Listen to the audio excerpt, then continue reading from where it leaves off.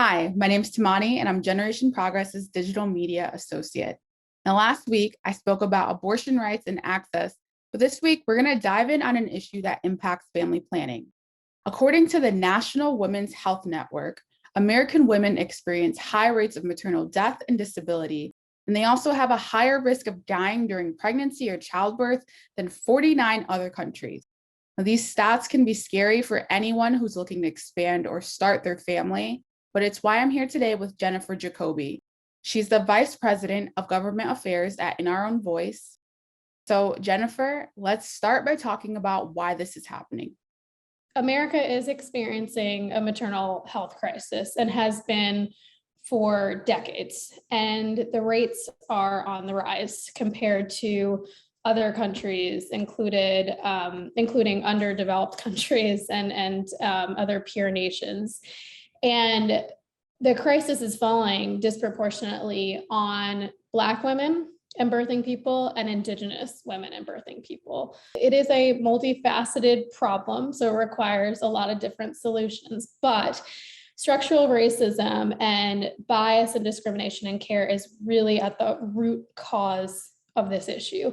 And so what that means is providers and other members of the care team in different clinical settings are not listening and not trusting Black and brown women. So when someone says, something doesn't feel right in my body after a C-section or after giving birth, they are ignored. And we saw this from celebrities like Serena Williams, who had to beg for medical attention when she felt something wasn't right, all the way to, ordinary folk, right? And unfortunately, many women and birthing people have lost their lives as a result of not being listened to. And that's ingrained in the medical care system. Assumptions about what pain we feel, how valid that pain is, and just not really valuing our bodies and lives is a real root cause of the problem. So it really speaks to the quality of care one receives. But something that's really interesting, and I just kind of alluded to it, talking about Serena Williams and just the spectrum of people who have dealt with this issue, is that those CDC statistics that I mentioned holds true across income levels and across education. So that says there's something going on here, and it really is racism, right? And on top of that, you have, like I mentioned, a whole incredible host of lack of support for Black communities and Black families to thrive, right? So there's generally the social determinants of health, as we call it, that are at issue here that can complicate and worsen maternal health outcomes for Black and brown people. So things like the ability to make a living wage, affordable housing, nutritious foods, and access to clean water, and not being in overheating environments, right? That all contributes to maternal health outcomes, and just the ability to live in safe communities, right? So these are all things that need to be addressed in order for us to really end the maternal health crisis that's disproportionately impacting Black and brown people.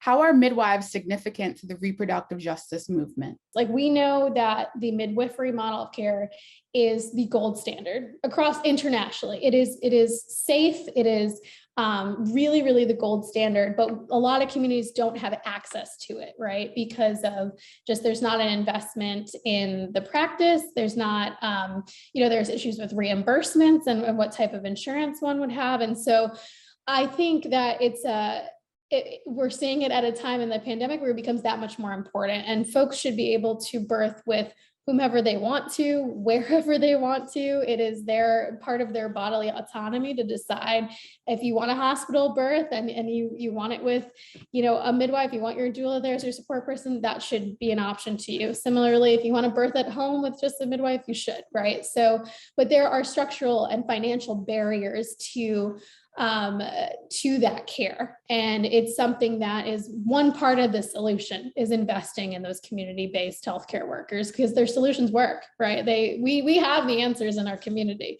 It's just a matter of getting Congress and the federal government and the states to invest in them. How does limiting abortion access contribute to poor maternal health? It's not causation here. There is a correlation, though, between the restrictions and poor maternal health outcomes. And essentially what it is these anti-choice politicians claim to be so pro-life and care about families, yet they won't enact policies that will support good maternal health outcomes. And they care very little about Black families and Black children once they're born, right? So they claim to be doing things in the name of life, which is really just them trying to control Black and brown bodies, which is they have a long history and legacy of doing so. Yet when there's the opportunity to have paid family leave, to, expand Medicaid, to really support and nourish communities, they don't actually do it. So it's really about control. That's what this is about. And yes, we're at a moment where we're seeing that, where if you decide to carry your pregnancy to term and you want to become a parent, you are at higher risk because you are a Black and brown person, because of the structural racism and the different barriers, social barriers that you have. You're just at a greater risk. And that's the country we live in. And at the same time, if you don't want to be a parent, it's very hard to access healthcare that you should be allowed to have, constitutionally you have a right to. So you can't win, right? You just really can't win. What role do lawmakers play in improving maternal health equity? Lawmakers are critical, absolutely critical. That's why it's so important that Black and brown folks go out and vote and elect the people that are really going to care deeply about, our policy concerns and solutions. And so what In Our Own Voice did in partnership with our co-convening organizations and 33 contributing Black women and gender expansive folks is create a RJ policy agenda, which was basically like a almost 80-page document detailing to Congress what our solutions are to each problem that you can possibly think of facing Black women.